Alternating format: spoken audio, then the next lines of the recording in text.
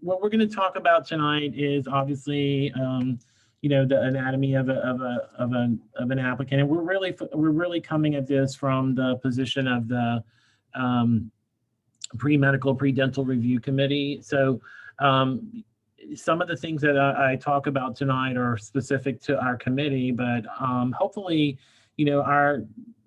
we designed the committee to be structured very similar to the medical and dental school application services. And so hopefully, when you're putting together this packet, application packet for the committee, it's also helping you to get the material that you need. The information that you're going to be asked is going to be pretty much the same. The application services, AMCAS, ADSAS, Texas, the COMAS application, whatever you're applying to, they generally ask all of the same general types of information. And so they tend to be a lot more detail oriented, a lot more, they ask a lot more specific information. But by doing the committee process, you're at least kind of getting everything structured and ready and organized to go. So we're going to talk a little bit about the committee letter, the purpose of it, and then the majority of the meeting, we're just going to kind of talk about what's a good application, what are some common mistakes that people make, and try to really focus on what you can be doing to make your application stand out or to avoid any common mistakes that happen. So the reason that you're putting together this application is so that you can get a letter from the LSU Pre-Medical Pre-Dental Review Committee. It's the official letter from LSU that medical and dental schools look for. And it's obviously part of the evaluation process that they use to determine who they want to interview, who they're going to invite to come for an interview, and then eventually who they're going to accept. So it informs the professional schools about your potential from the perspective of the undergraduate institution and the coursework, the things that you've done. It really is a way to kind of tell your story.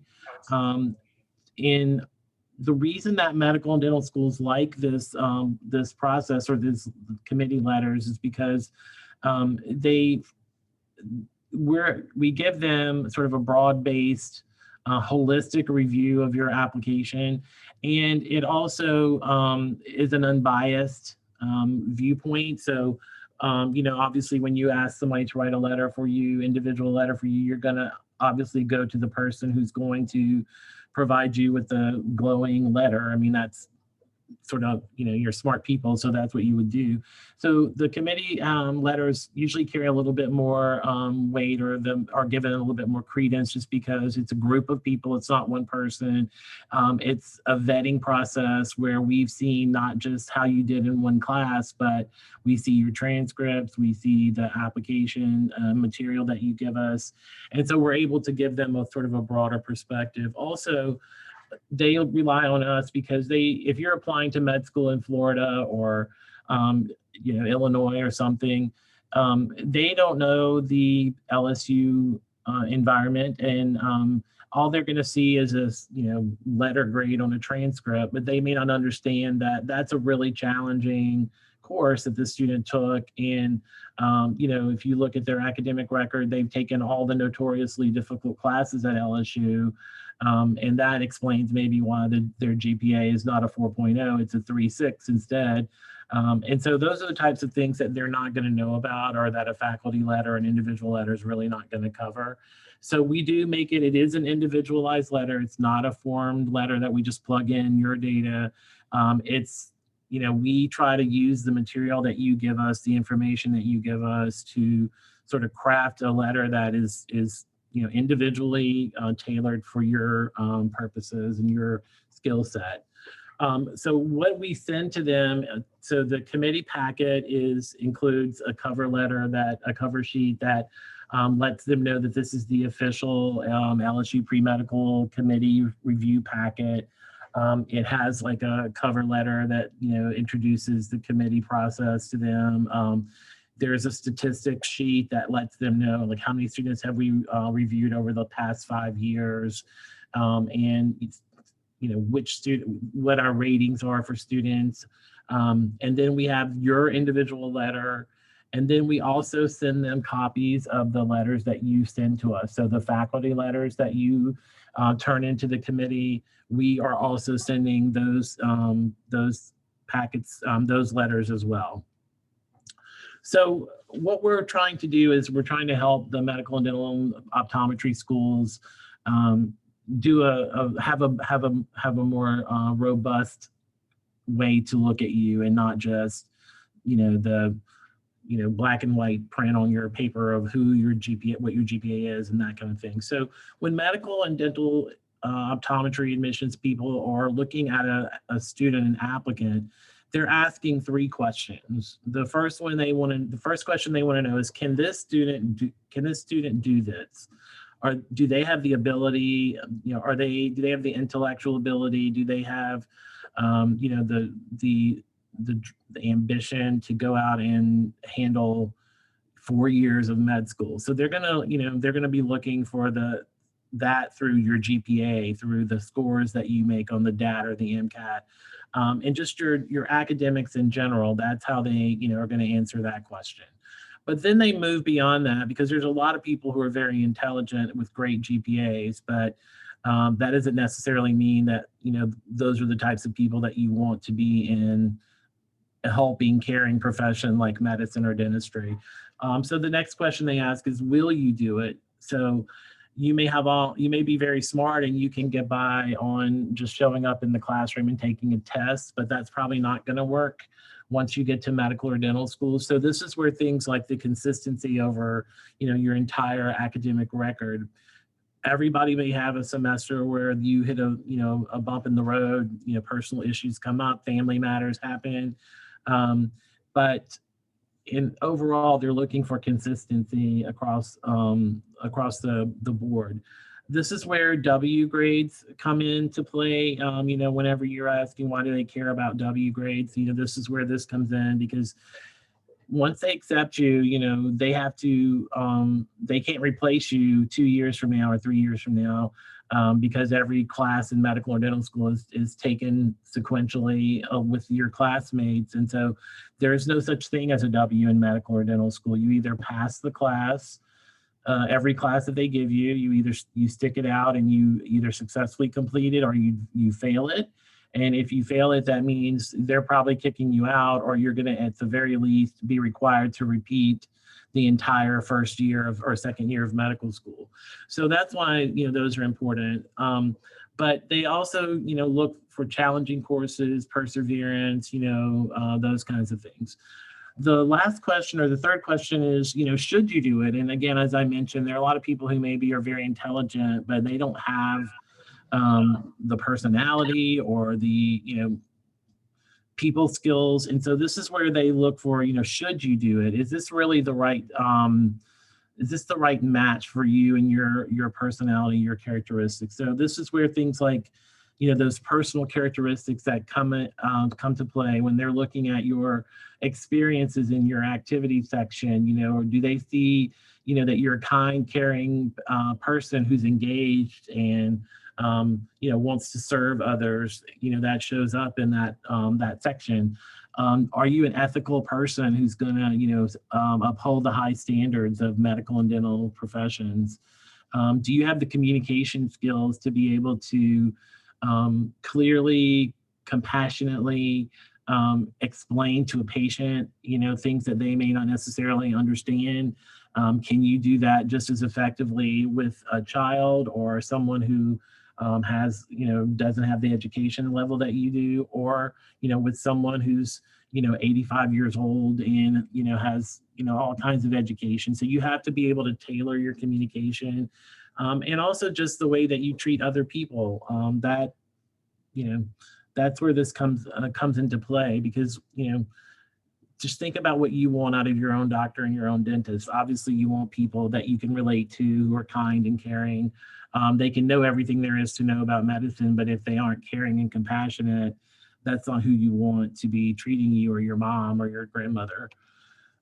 So when you're filling out any application, the committee application, the AMCAS, the ADSAS, the Optomcast, whatever it is, you want to provide them with the answers to questions, and so the typical who, what, when, where, why type of thing. So, you know, the first thing, obviously, why dentistry, why optometry, why medicine? What's your reasoning behind choosing this profession? You're going to get asked this. So you need to have thought about this. You know, your response to this needs to show that you've done some soul searching, that you've been reflective, and you've considered a lot of options. And then you need to be able to tell why you came to this conclusion. The sort of the how, when, where, what. This is your experiences section, your personal statement, all of those things. What have you done to confirm that this is the right pathway for you?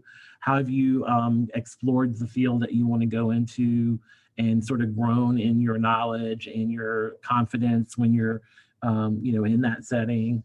How much time have you spent doing the what that you are reporting? What did you learn from those experiences? And they're always looking for tangible and intangible skills that you got from it. So when you say I've worked in a hospital for 2 years, the response is going to be, you know, so what? Because what I want to know is what you learned from that. How has this experience, you know, transformed your life? What has it done to confirm to you that, you know, you can do this, or that you still want to do this? You know, how did it change you? How's it motivated you? So that's, you know, it's not just providing sort of a laundry list or a recipe ingredient list of what you've done. It's the what you take away from the experiences. And then, you know, who are you? What's unique or in common about you? What's your personal story or your background? Every one of you is a different person with different backgrounds, different experiences. You respond to things differently, you learn differently, and all of these things. And so you want your application to reflect that individuality and that uniqueness that you have. And so you do that in the way that you present information, the way that you respond to things. And if we were together, you know, we do a little bit of self-exploration activities that everybody hates, but, you know, so many times students say, there's nothing about me that stands out. I don't really have anything that's, you know, different or unique about me. And, you know, that's just not true. There's always something that makes you who you are. And we want to, you know, we want you to bring that out. We want you to kind of, you know, bring that out. And so in some things that sound a little, you know, hokey, and, you know, why do you care that I love to play the piano or whatever? It has nothing to do with being, you know, a doctor or whatever. But it just shows you that you're you're a normal person, that you know, that you're well-rounded, that you have interests outside of school, or that I can do more than just, you know, do an experiment in a research lab. So here is just going to be some tips that we have for you, and we'll just kind of go again. If you have any questions, let us know. But so in the process of submitting your committee application, here's just some things that you want to start to think about and start kind of organizing. So you are not going to upload a resume when you apply to dental school or medical school. You do not, you know, submit a resume like when you're applying for a job, or you're, you know, trying to apply for a research program or something.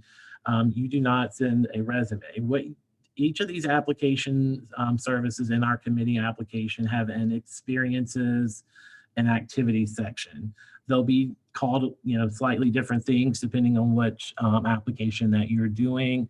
The dental school application, it has a separate thing where it's only dental experience, and then other non-dental experiences. The medical application, it's just one section that includes both. So they'll be a little bit different, but you're going to actually, you know, describe to them what you've done. And instead of like a resume with bullet points, it's very descriptive and narrative. You're going to write a lot about these experiences. So you want to start thinking about, you know, what do you want to report? What are the categories that you have? And so again, on our committee application, these are the categories of experiences and activities: health related. And so there's a drop down menu. My first experience that I'm going to enter is going to be that I'm a scribe. at the ER. So I enter that. There's a drop-down menu. What type of experience is this? It was health related, so I'm going to check that box. But these are the categories: health related, paid, volunteer, paid employment. So this would be maybe you are a server at a restaurant, or you work in retail, or you do something like that, or you just, any jobs that you've had that may not necessarily be medical related. Community service. So this could be, food bank. This could be I volunteer at an after school tutoring program. Leadership. This is where clubs, organizations. I'm involved in my fraternity or my sorority. I serve on the board. I'm committee member or whatever.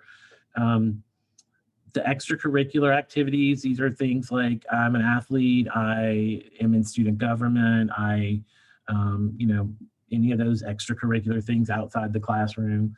Research and publication. So if you work in a research lab, or you took biology 3999 where you did the independent research in a lab, that's something that you would want to bring about. And then there's a section that we allow for awards, honors, scholarships. Maybe you were chosen outstanding student in the college, or any awards or academic awards that you've done. And then we give you the option of unique things that you do. So this is always something that I think a lot of students just kind of overlook, or they don't provide. Again, you want to try to, so earlier I talked about how you want to be as unique as you can be, but you also want to make as many connections as you can. So I'll go back to the piano thing. Maybe you've played the piano since you were 5 years old and whatever. And, there's 5 people on the admissions committee who also play the piano. So you've automatically made a connection with them, something that's a shared interest, a shared experience. And so you never know like when you're going to make a connection with someone. So you want to be sharing, all these different areas of your life. And the most unusual one that I always talk about was several years ago. There was a student who was a yo-yo, who's a competitive yo-yo person, like a yo-yo on a string. He would actually go and compete in these competitions, and he was like a national champion in his age group. And so, that's very unique. I don't know if there are any people on the admissions committee that were yo-yo enthusiasts, but that's just a unique thing. And everybody wanted to say, oh, this is the yo-yo guy, when we were talking about him. It's a way that your applications can stand out. So make sure that you're giving yourself time to reflect and, what do I want to share? What do I need to share? You're going to be limited. I think the medical application this year, AMCAS, allows you to do 15 entries. And so, for some people, that's going to be hard. I got to find 15 things. Other people have 30 things that they could do, and they're going to have to condense. But you want to kind of start to think, what's important to share? What are the things I want to bring out? And then, how I'm going to present those. So when you make the entry, it's gonna, you'll do these little drop down boxes to describe what it was, and then there's going to be a short response area where you talk about what did you do. So that's where you talk about the experience. So on the committee application, before you get to the activity section, is we call it the PIF, the personal information form. This is where you are going to talk about yourself. It's basic information. What is your major? What is your grade point average? Have you taken the MCAT? When, if not, when are you planning to take it? Just some basic general information. And then we ask you for this resume section or activity section. We ask you to give us a copy of your personal statement. It does not have to be the final essay that you're going to submit to AMCAS or ADSAS. We know that you may tweak it, you might make some edits here and there, but as close to the final version as you can get, we're going to ask for that. And then we're going to ask you to give us your test, a copy of your score report, your DAT score, the OAT, the MCAT. It can just be this little score report that you get from the testing center or that you get in the email. You can just upload that. Doesn't have to be the official score report from the testing center, just a copy of that that we have. We use every single bit of this application, every one of these items. can be used in your letter. So it's important that you be thorough, that you actually answer the responses, that you fill them out, and that you're thoughtful in doing that. If any of you were with us at AED the other night, I think you heard from the committee how they can very easily spot something that's thrown together at the last minute, or where a student hasn't really been thoughtful. They were just trying to, I just want to answer this question and get it done. So it's very important that you spend some time thinking about this. So the first part of the PIF, or the personal information, is, again, just we ask you for a photo. We'll talk a little bit about that in a little bit later, but also the ID numbers.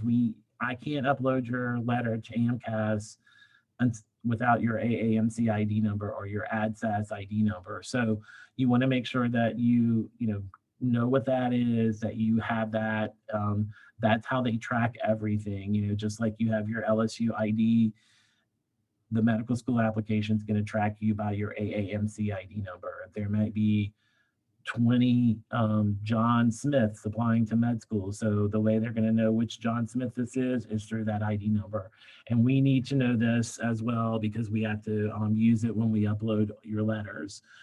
Again, we ask you, have you taken the test yet? If so, what did you make? If not, when are you taking it, to make sure that you're meeting our deadline? And then we ask you, do you plan to retest? So you may not know, it depends on how I do. So that's fine. Just put uncertain and put, I will, make a decision once my score is in. And then, if you do decide later that I am going to retest, you want to email the committee to say, I received my scores from my April test. I plan to retest again in July, so that we can then, put this in your application packet, so that the people who are reading your packet know, okay, they're not standing on this MCAT that they got. They're going to spend all summer studying. We may not have that new score, but at least we know that you're, working hard to improve that. We're always going to assume the best, that you're going to get a higher score. But at least that lets us know that you're like, oh, well, can't do any better. I'm just going to stick with this, that you're really trying to do that. So that's important. The second part of it, we do ask you to give us a list of where you're applying, what medical, dental, optometry schools do you plan to apply to? And that's really for our purposes. Sometimes we get phone calls from an admissions office, and so we just like to know where our students are applying, so that we can, anticipate things like that. We realize this might change also. You're going to get your MCAT score in after you submit your committee application. You just said, I'm applying to the Louisiana schools, and then you got your MCAT and you killed it. Now I want to apply to Harvard and Hopkins and everywhere else. So that's fine. You can always send us an updated list. We do ask that you wait till you get your final list. Don't update me every time you decide to add a school. Just once you have your final list together, you can email us, I'm adding the following schools, or here's my final list of schools. We'll update that. We ask a paragraph. Again, you're going to write a lot. There's lots of little short answer questions in the process of applying. We ask you to tell us about your family. No hidden motives. No, we're not seeking out, deep, dark secrets or trying to, expose anything or whatever.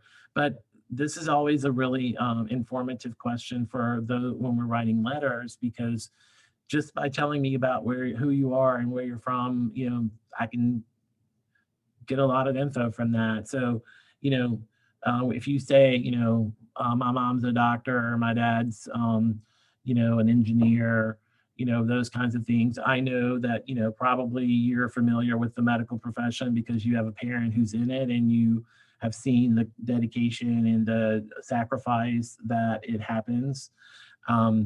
Like otherwise, maybe, you tell me, my dad, works at a plant, and my mom is, works in a retail store or something like that. I'm the first person who's gone to college in my family. That's really helpful, useful information, because that tells me you're, self-reliant, that you've had to sort of make your own way without role models maybe that, showed you the way. So that says a lot about your drive and your dedication.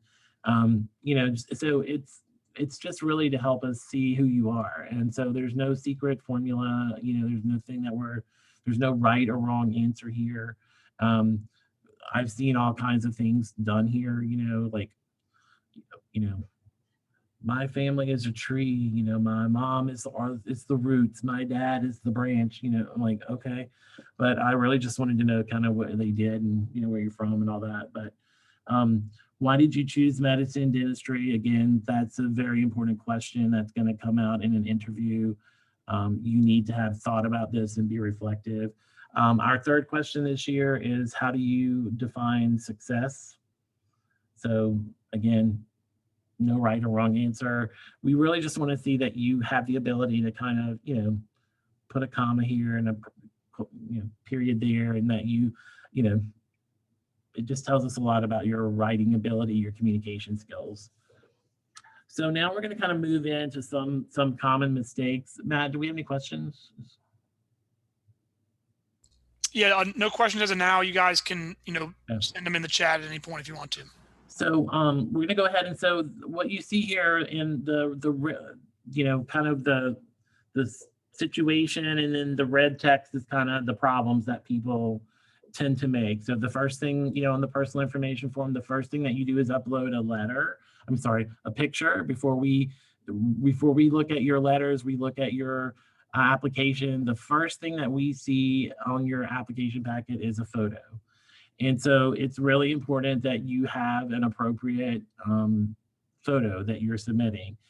So common mistakes, the file size is just too small, it's too big, it's blurry, or it's just flat out inappropriate. Like, you shouldn't be uploading the picture of you at the keg party, or, you on the beach, or, just whatever. It should be a professional photo.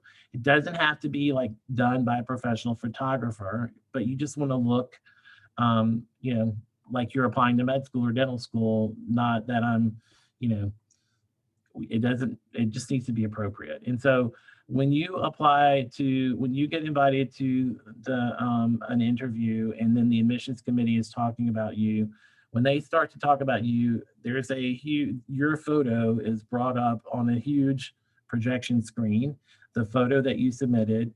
And so, you just want that to be appropriate and to look nice. And so just a headshot, shoulders up kind of thing. But, a collar shirt, normal things like that, just make a big difference in doing this. A lot of people here, for some reason, we get a lot of high school graduation pictures. And I'm like, is that the same person? Like, you change a lot in 4 years. So everybody has a phone with a camera. There's no reason to be sending a 4 or 5 year old photo. So about the application service, again, I can't do anything in terms of submitting your application to ADSAS, AMCAS without these ID numbers. If you're submitting your application and you don't have your Texas ID application, or you decide later on that I'm applying to Texas, you can always email us to update this. What happens if I don't have it? I have to log into the service. I have to go look for you. In this long list of 400 or 500 LSU students, I have to go searching for your ID number. And we're really busy, and we write a lot of letters. And so you will make me be in a much better mood if you provide all of that information for me, so that I don't have to go searching for that.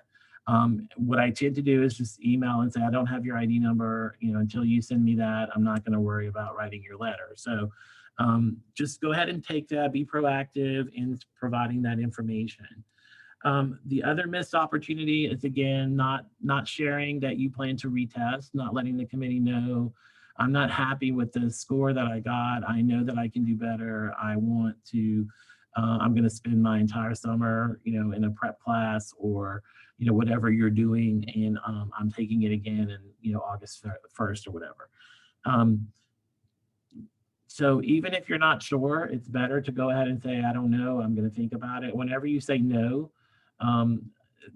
it always comes up in the review committee, like, they check no, did they mean they're going to go with this, 484 MCAT score? It's like, well, maybe they didn't know the score at the time. So it's just, say, I'm not sure, I'll decide later, and then let us know what your decision was. to do that. Also, you do take it again and you do get a new score and it goes up 10 points, but you don't upload it. So again, I can go and look for that, but with 260 letters, I don't make it a point to go looking for another test score unless I just know, I know this person has a new score out there. But that's really should be you doing that. You want to share your good news, and so you want to upload that new score and let us, the committee, know, wow, she went up 10 points, so that's great. So Robert, we did get a few questions come in. okay. The first one, maybe they misunderstood you. They said, does the resume need to be 1 page?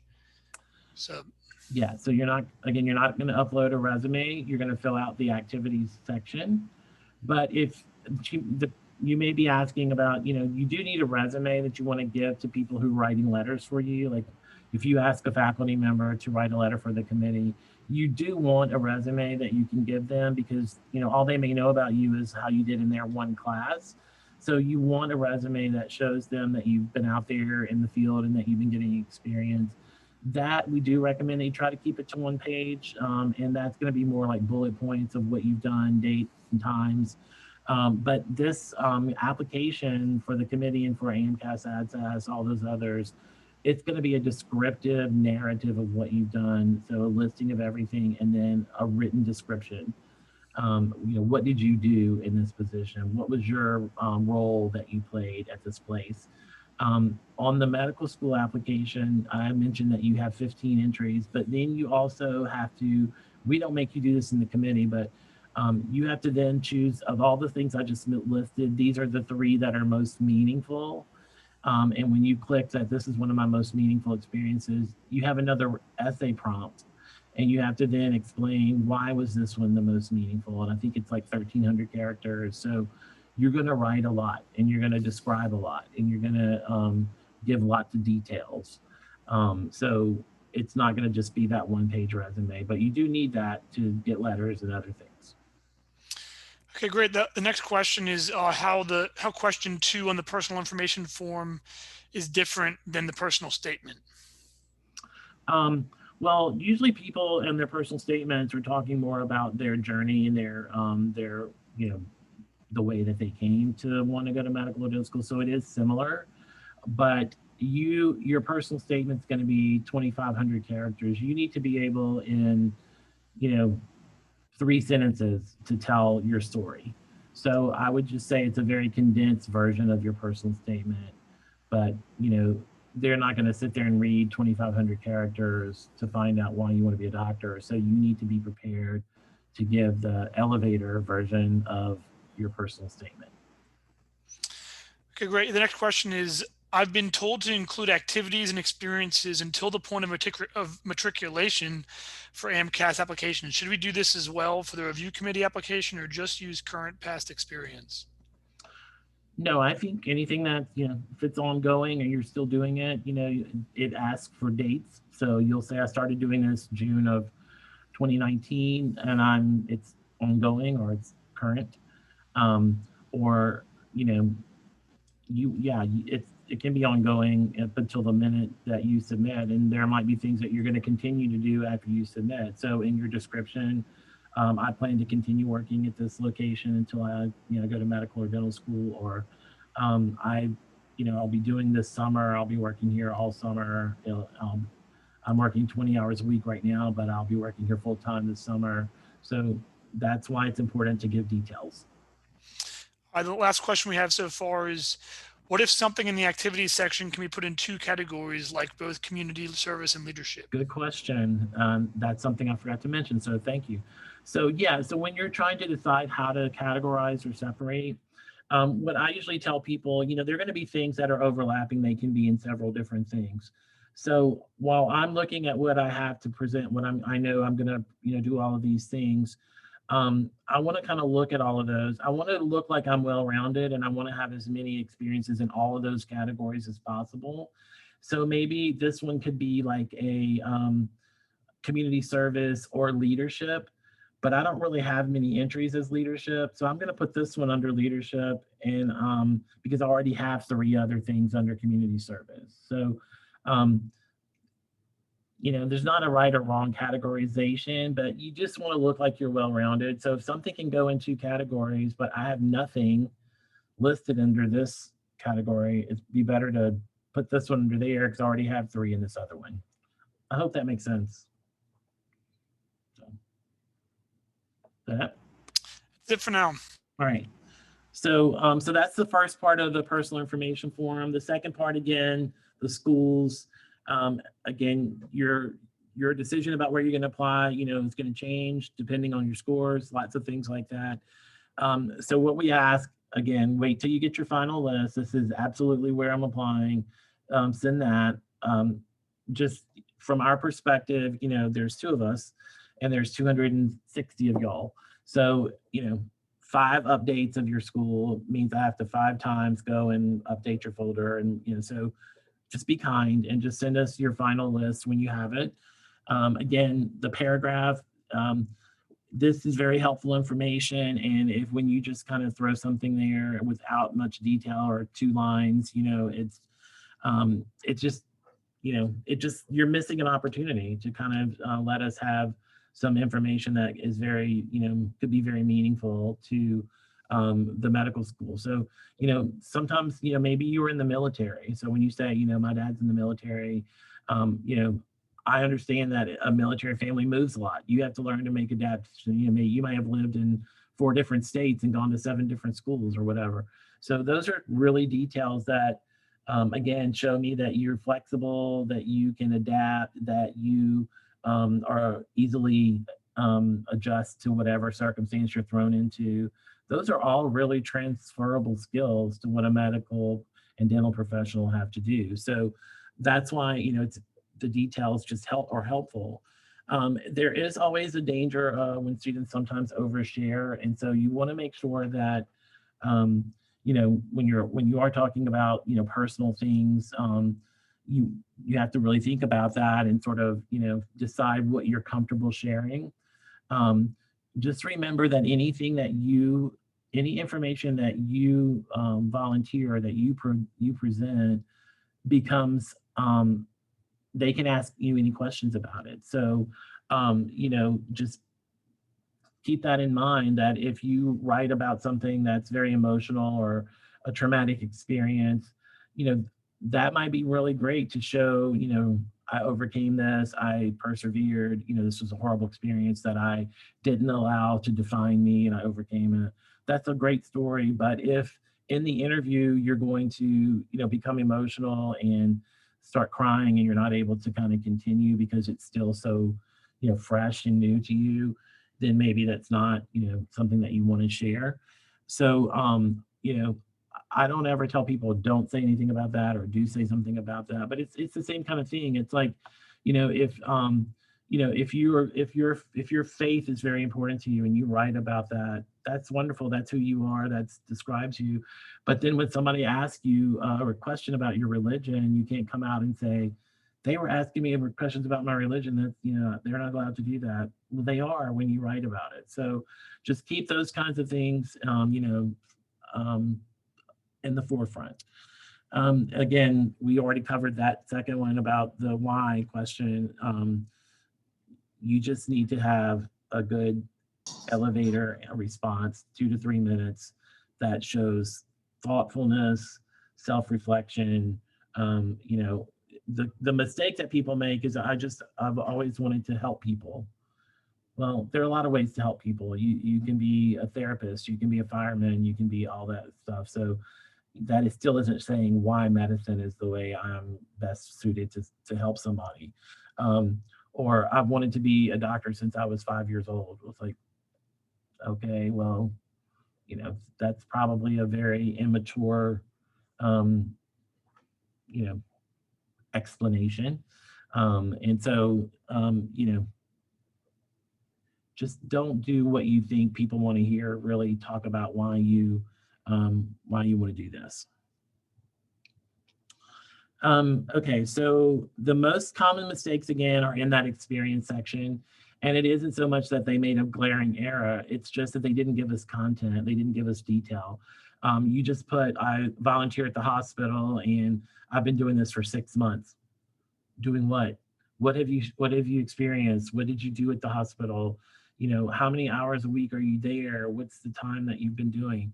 There's nothing that's, you know, there's, if it's a 1-day event, that's fine, but just say, you know, um, my fraternity, this was a philanthropy event for my fraternity. I spent a Saturday working at Special Olympics. I was assigned to work with kids playing basketball. I had a great time interacting with the students, blah, blah, blah. Rather than just saying Special Olympics, October 3rd, volunteered for the sports event. So it's how you do that. So it isn't if it's one day or if you've been doing it for 6 years. It comes back to what did you get out of it? How did it impact you? How has it made you a better person? How's it going to help you when you become a doctor or a dentist? So I think we've kind of beat that horse. So when you're trying to decide, you know, what to include or what to leave out, rule number one, did it have a meaningful impact on your individual growth? If so, you want to include it. If it wasn't something that really stands out to you, like if you're having to go back and try to research, what was that organization that I joined when I was a freshman, and you have to go back and try to go through and find out what the name of that honor society was, that probably didn't really impact you very much. And so that might not be necessarily something that is important to put in there. It does not have to be medically related, however. So sometimes people leave out really important things, you know, that are, and when you read about admissions, they're always talking about life transformation, like transformative experiences, maturation, maturity, you know, experience, those kinds of things. And so sometimes waiting tables at a restaurant is one of the greatest skill sets you can join, because you're dealing with public who are sometimes really mean and nasty, and you're dealing with people from all ages and all backgrounds. I'm interacting with people who are very, very different from me. And I have to learn how to adapt, and I have to maintain my composure, and I have to, you know, work under a stressful situation. And every person I wait on is unique and different, just like every patient that you're going to see. So you know, don't downplay something because it's not done at the hospital or it isn't done in a medical setting. The skills that you learn are certainly things that translate into the skills you need. And again, don't just state something like you're doing a recipe or you're putting down, you know, a checklist. You want to talk about what you got out of it, how it affected you, how it changed you. And I would just say, you know, and should I talk about this or not? You know, like maybe there's been some sort of family experience or event, and you're trying to decide what to talk about. So my friend who's an admissions dean says, you know, the first thing that she asks is always, you know, why are you telling me this? Why do you want me to know this? And sometimes there are valid reasons, like I want you to know that I don't, you know, I'm strong, and I'm self-reliant, and I'm, you know, all this trauma that I went through, you know, developed within me this motivation and this drive. So why do you want me to know this? What do you want me to do with it? Like, what are you expecting me to do with this information? You know, I'm expecting you to, you know, take this into consideration, that I have the character traits that you need or whatever. And then thirdly, you know, what does it have to do with medical or dental career? So I think, you know, this experience has made me compassionate, and my career goals are to work with children. And I think having gone through some traumatic experiences as a child, it will make me more empathetic and more helpful to work with students. Fine. You know, that's a great reason to share that. But if you're just kind of sharing it because you want, you know, I don't know what to do with this, I'm just going to throw this out there, you know, think about it, what you're sharing and why, but it doesn't have to be medicine 24/7. You know, it can be lots of different experiences. So how do you do this? So now I've decided I want to list these things. How do I do that? The best way is to try to start out with a little introduction. You know, what's the job, the location, the dates, the times, all that, and the sort of, you know, what your role was. So you just listed I'm a scribe at the ER, so you don't need to start saying I'm a scribe at the ER. You just said that. So what you're saying is, in this position at the hospital, I was in charge of greeting patients when they reported to the ER, taking a medical history, escorting them back to the exam room, and then sharing with the doctor on call the information that I received. The body of it is kind of more where you talk about why this was meaningful, what you took away from it, that kind of thing. Like, why was this experience that I want to share with you? Because I, learned a lot here. I interacted with people from lots of different age groups and backgrounds. And then you want to kind of conclude with, this experience has given me skill A, B, C, whatever skill set that you've done. I learned how to manage my time wisely. I learned how to, shift my focus quickly, and I learned how to prioritize. And these are skills that will help me down the road. So, what did you do?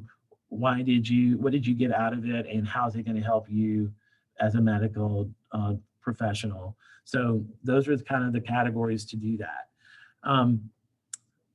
Some of the other mistakes though in this section, we ask basic questions like, what's your major? You are not a pre-med major or pre-dental major. There is no pre-med or pre-dental major at LSU. It's not a major. So what are you getting your bachelor's degree in? That's what you want to list. But also people are getting 2 degrees. I'm getting a biology degree, but I'm also getting a second degree in anthropology. But, you didn't put that on there. Like, why not? I mean, that's amazing. So, double majors, minors, you didn't include that you're getting a psychology minor. That's, it's an important thing that we need to know about. You don't list, your anticipated graduation date. I mean, you have to earn your degree before you can go to med school. And so, hopefully you're getting your degree within the next year. And if you're not absolutely sure, just, put something like, I'm planning for May, whatever. But don't just leave that blank. The other thing comes in miscategorization. We just kind of talked about that with the questions. Sometimes things can go in a couple of different ones. But there are times where people just flat out don't list something that's really important, or they don't say that, I worked with, this age group of people or whatever. So it's the missing information and the lack of details is the biggest missed opportunity. So we talked in AED, if you were there, each faculty, each committee member has like these little pet peeves and things. Mine is giving me the dates and the times that you did something. If you do not include that, I don't even write that in a letter, because I don't know what that means. I don't know if this was 1 month. I don't know if you did this one day. So the dates are important. I'm not holding you to the date, the exact hour and the exact day. June of 2018 is fine. You don't have to say June 12th at 4:68, whatever. It's just like the general dates there. Estimates are okay in terms of the hours. Again, we're not going to go and double check behind you that you actually did 162 hours. Ballpark figures are okay, but you want to make a good faith estimate to try to say, I try to average 10 hours a week during school. I've done, approximately 150 hours total. And then in your description, you can say, when school is out, I work here full time. And so you're providing those things, but the average week is very different when school's in session and when summer is here. And so that's why those descriptions and information come in. Repeated activities are not reflected. Like you list that you shadowed with this doctor, but you shadowed like 5 different times with 4 different types of physicians from different specialties. So just one entry for shadowing, it's okay to have one entry if you don't have the space, but say I shadowed with an optometrist, I've done shadowing with a surgeon and a pediatrician, and bring that out so that we know you've got a variety of experiences in shadowing, that it wasn't just one doctor, one day, one location. The style of completion, and again, this is just one of my little pet peeves. It's like you can do bullet points, or you can do full outright sentences and paragraphs. But either one is okay. In my opinion, the paragraphs and the written statements are better, but you can do either one, but you just want to be consistent. If you're going to do bullet points in some of the entries, be consistent. So I don't want one entry that just has bullet points and one that has, a dissertation of experience of explanation. So just be consistent in whatever style that you choose, whatever works better for you is fine. Also, just relevant experience that's missing on the medical application for the committee.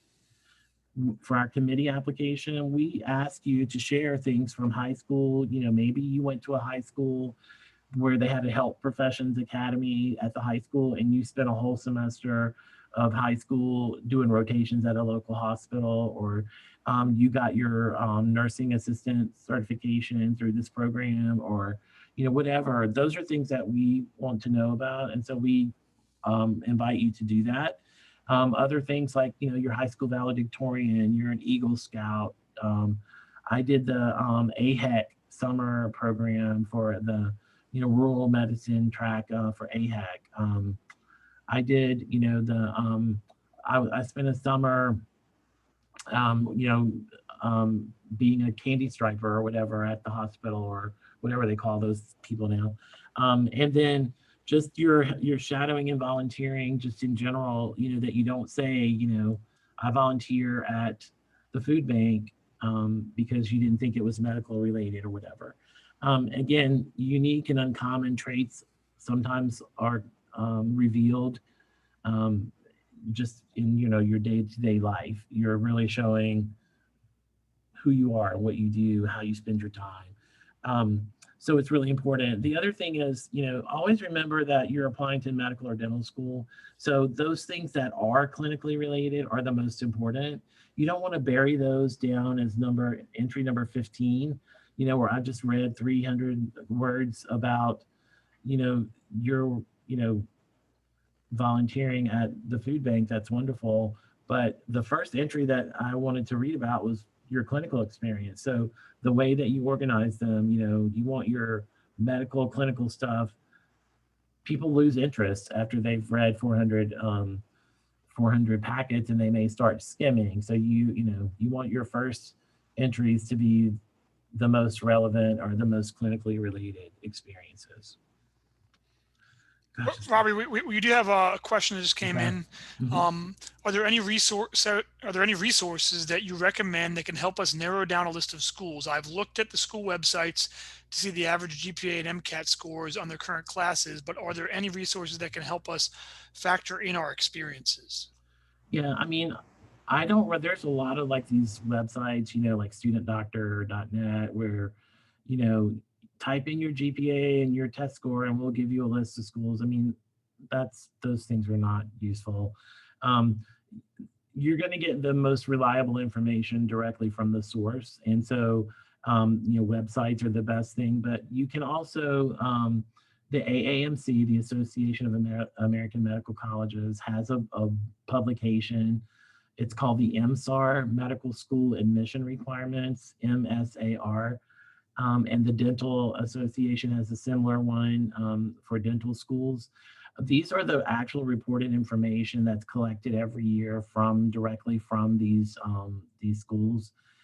So on the AAMC website, on the American Dental Education website, you'll see that these things are listed there. They're usually about $25 to get a subscription. And what the MSAR has is every medical school in the United States and Canada. And it has all these graphs and all these charts, like what was the lowest MCAT score we took, not just the average, but what was the lowest, what's the range of MCAT scores that we had, how many applications did we get, out of those applications, how many people did we interview, out of those interviews, how many people did we offer acceptances to, and then what was the final number that attended here. It has demographic breakdowns in terms of gender, ethnic backgrounds, all kinds of information like that. And so so that's probably the most reliable things. And it just takes some time. It's not like, oh, here's a one stop I can go and match myself. It's going to take some time. So, but those are going to always be, your best information is going to come directly from the source, not some website where you can go match, something. Anything else? Oh, that was it. Okay. So I'm just finishing up on the activity section. There should be nothing left blank on your application. If it has a box, put something in it, even if it's NA, not applicable, even if it's, not related. Don't leave blank spaces. Don't provide irrelevant information. Again, what's irrelevant to some people is different, but why am I giving this information? How is this going to be helpful? What do I want them to do with this? And so again, we just see a lot of missed opportunities. So some tips to kind of, make sure that doesn't happen with you. When you're describing something, right under the assumption that the reader has no idea what you're talking about. Because when you say that I got initiated into, gamma, rho, theta, or whatever, I have no idea what that is. So you want to say this is a student organization that requires that you be in the top 10% of your class, and you have to have a certain number of service hours or whatever. At least you've kind of given me an idea of what this is and why I've done it. Otherwise, I don't have any clue what you're talking about. So give the description of what this is, how I got involved, and that kind of thing. Look for as many ways as we can to connect to people. That goes back to our early talk about a piano. I play the piano. I'm into theater. I've been in several productions at a local theater. Or you just never know the connections that you're making for other people who are interested in the same things. Hopefully the person who's going to be interviewing you at the medical school, loves theater too, and you're all going to talk about movies or the plays the whole time instead of the stressful, other questions that you may get. Related to medical and dental in terms of like, what are the translatable experiences? I I studied abroad. Well, what skills did I learn? I learned how to, navigate a strange location on my own. I learned how to communicate not only, through language, but other ways as well. I grew a lot as a person. I became much more self-reliant and much more independent. It was the first time I'd ever been away from family and friends. I was on my own.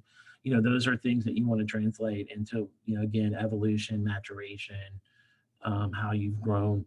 And then think about what can differentiate or describe what makes you, you. And again, if we were together, I would put some of you on the spot and make you do that. But just be thinking about it. What makes you, you, and that's what you want to bring out. And hopefully, when I read a personal statement, sometimes the situations are very similar. People tend to come to medical or dental interests through the same avenues, but it's very different. They're very different in the way that they're presented. Some students, I can literally feel their passion and their excitement, and I can just tell from reading this, they're all in and they're gung-ho. And other people, I just like, I'm not really feeling this. Like, you don't really providing a lot of real, demonstrative words or whatever. And you don't want to just use, pretty language, but, I just need to feel your connection with this. So the personal statement, again, spelling, grammatical errors are not good. And they leap off the page. And so I understand nobody's perfect. Everybody makes a mistake. But it's clear that some people turned in their personal statement without any sort of editing or reviewing. As many eyes as you can have on it, the better. So have different people look at it. Sometimes what you wrote makes perfect sense to you, but when somebody else is reading, it's like, what are you talking about? I have no idea what this is.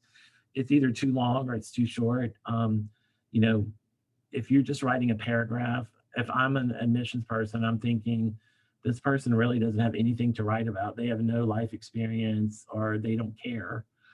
If it's too long, it's like, you need to be able, again, these are busy people who lead really, hectic and busy lives. You don't want to bore them and, have this drag on. Say what you need to say, get it said, and then end it. You just give a relist of everything that you just said in your resume or your personal experiences. I know that you go to LSU. I know that you're a biology major. I know that you work at a hospital because you just told me. What I want to hear from your personal statement is what you got out of it. Um, the first time I was working as a scribe at the hospital, I was so nervous and I was afraid I was going to do something wrong. And then now I've been doing it for 6 months and I can't, I just have a lot more confidence. I can't wait to do this. Or a story, something that happened, a patient. Obviously, you don't want to use real names or details. You want to provide, you want to protect privacy, but you can make up a name. I have a patient that I'll call Sheila, and here's what happened. Um, you're lacking again the why. So why are you doing this? Why are you telling me this? And then the depth and the passion that needs to come across in anything that you're writing about. The scores, I think we already covered that. You don't upload it. You don't let us know that you're retesting.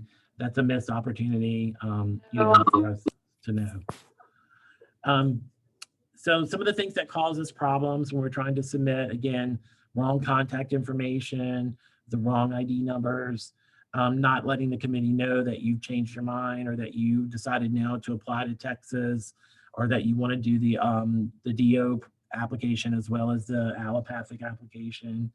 And then when you fill out the DO application is a little bit unique because when you list that you're getting a committee letter or any letter, it asks you to put down what is the date that this letter is going to be submitted. So we always want you to put down whatever the last deadline is. If letters have to be in August 30th, put August 30th. We're not going to wait until August 30th to do that. We're going to send it as soon as it's ready. But what happens is whatever date you list, when that date gets here, it auto generates emails, and you're going to get an email once or twice a week, the letter's missing, and I'm going to get an email once or twice a week, your letter hasn't been submitted. So just put whatever the latest date is. We're not going to wait until the very end. We're going to try to get things done as early as possible. You must let us know in writing if you choose to withdraw after you submit your application. Right now, everybody's only done a registration form. So if you do not submit the entire application, you're eliminated anyway. I don't need to know that you withdrew. But if you submit every single part of the application, you do it all by our deadlines, I'm assuming that you are applying, and I'm going to put you in a round, and the committee's going to spend our time reading your packet, discussing your application, and writing your letter. Every year, there's 8 to 10 letters that we write, that we do, that the person, for whatever reason, didn't apply, chose not to go through. That counts as using the committee. So you're not going to be able to use this again, but it's also shows a lack of consideration and professionalism because you let people waste their time when you weren't even applying. So if things change, something happens that is unexpected, your timeline changes, and there's nothing wrong with that, but just let us know so that we aren't, spending time with something that isn't going to happen. So I have a couple of examples of how you should be presenting things. What I did was I just normally, again, we would make this interactive, but I just went through some really strong applications from the last year or so, and I kind of changed identifying information. So this is an example of, a really good entry. This person worked in a dental clinic as a dental assistant. The dates that they did it, how many hours a week they averaged, and then their total. And then this is the important part, the description. So they gave a thorough description of what they did, what skills they used. I facilitated effective communication with the staff as well as patients. I performed clerical duties, including billing information and check-in, assisted the dentist with procedures, including sterilizing instruments, maintaining a clean, efficient, organized workspace, and I followed up with patients. I work at Bluetooth each summer. I began as a volunteer. After my 4 weeks of volunteering, I was hired full-time, and I've been promoted to the head dental assistant. So she's just told me a whole bunch, or he's just told me a lot of stuff right there, right? They made a strong enough impression as a volunteer that the people wanted to hire them. Then they were such a good employee after they got hired that they got promoted So that's a lot of information right there that tells me a lot about your character. And those questions about, can you do it? Will you do it? Should you do it? That answer, the will you do it? Obviously, you will. Should you do it? Yes, because you demonstrated that you have the skills to do that. Here's just another one that's just a little bit of a different format. Same kind of thing, but this is a volunteer experience at a shelter. And they chose to do more of the bullet point type of things, which is fine. But they started out by just, giving, what is this? This is a homeless shelter in my hometown, and gave the town. And then what's the goal of this place? Their goal is to just provide food and shelter and counseling. What were the tasks that this person performed? What skills did they develop? Their empathy, their communication skills, teamwork, time management, and what did they learn from it? So the insight that they got out of that, they went once a month. This experience helped me understand that sometimes people find themselves in positions they never thought they would be in. How that would help them. So that's, those are bullet points, but that's really, an effective entry again. So here's one that's probably not so useful. This person was a server at a restaurant in their hometown. Again, very little detail. I know that it happened in 2019, but I don't really know anything other than they were there for about 100 hours. Now, I don't know how to take that. I don't know what that means. Maybe this person was home over the holidays and they wanted to help raise some money to pay because they wanted to go study abroad next summer. So they were industrious enough to go out and find a job where they could work for 2 weeks to get some money. And that's why they were only there for 100 hours. I mean, that tells me that they're a go-getter, they're resilient, they're out there, trying to do what they want to do. But it could be that they worked for a week and got fired. I don't know. So, there's just nothing there for me to really use or to help in writing a letter. Some ways to help you on this section, sometimes you get tired of using the same adjective or the same, action. So there's a website, it's a career website called onetonline.org. It's an occupational website, and you can go and you can enter like server at a, waiter, waitress, scribe, and it brings up all these like common skill sets. So, I keep saying I helped or I assisted, what's another word I can use to get some variety. So it's really helpful there to kind of, idea of skill sets that are called upon in this particular position, some ways to describe it. The Career Center has a resume section in their career guide that's helpful in trying to help you organize and decide what's important to talk about. But the most important part of it is just the self-reflection. These are some links to, articles and essays about skills, soft skills and things like that. And we'll make these available to you so you can go and do that as well.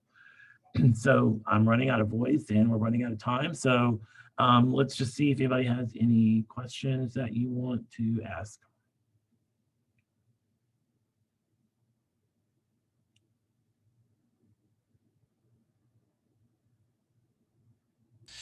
All right, Robbie, the first question we just got in.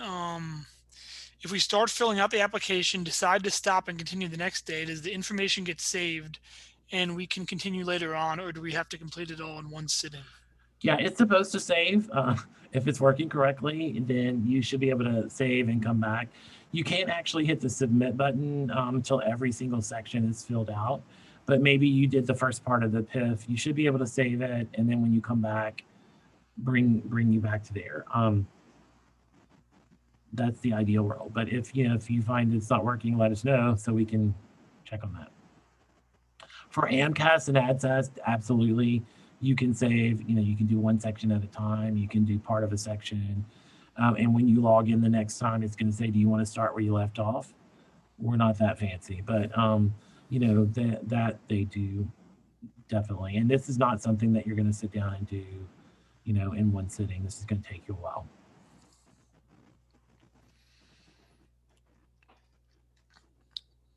All right, we haven't got any other questions. So if you do have any questions, submit them, or you can, ask them live. So we can stop the recording too. Did we stop the recording?